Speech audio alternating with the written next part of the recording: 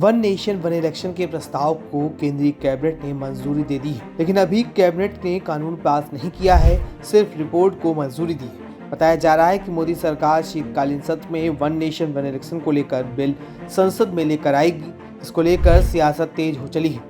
एक तरफ जहां कांग्रेस और सपा ने इसका खुला विरोध कर दिया है, तो वहीं दूसरी तरफ मायावती ने मोदी सरकार के इस प्रस्ताव का समर्थन कर दिया है। सपा मुखिया अखिलेश यादव ने वन नेशन वन इलेक्शन को लेकर सवाल खड़े करते हुए एक्स पर एक पोस्ट लिखा है, जिसके जरिए उन्होंने भाजपा पर हमला बोला है। उन्होंने लिखा कि लगे हाथ महाराष्ट्र, झारखंड व यूपी के उपचुनाव भी घोषित करवा देते।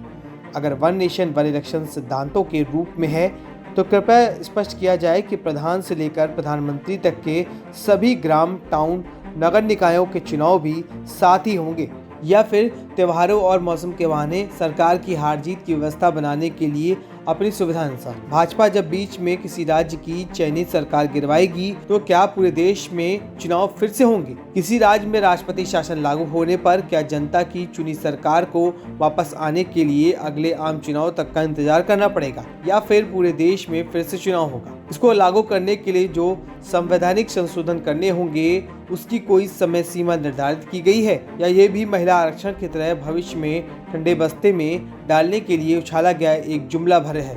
कहीं ये योजना चुनावों का निजीकरण करके परिणाम बदलना तो नहीं है?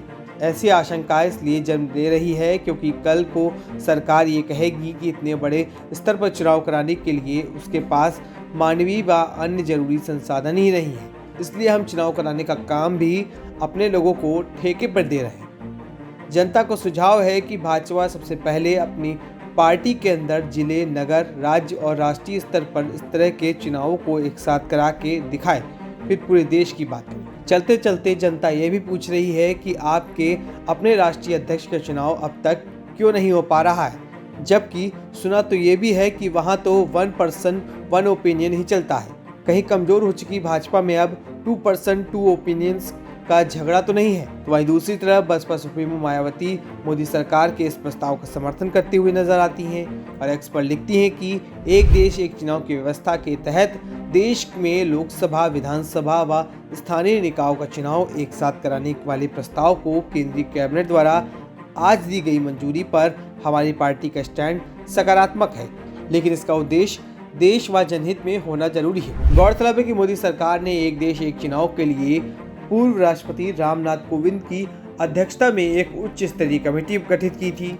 इस कमेटी ने अपनी रिपोर्ट लोकसभा चुनाव की घोषणा से पहले मार्च में सौंप दी थी, जिसमें एक देश एक चुनाव को 2 चरणों में लागू करने की सिफारिश की गई थी।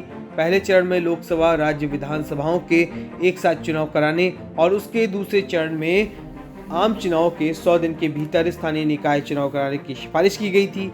तो वहीं बीते बुधवार को मोदी कैबिनेट ने वन नेशन वन इलेक्शन के प्रस्ताव को मंजूरी दे दी, जिसके बाद से इसको लेकर सियासत एक बार फिर से गर्म हो गई है। ऐसे आपका इस मामले को लेकर क्या कुछ कहना है, हमें कमेंट करके जरूर बताएं।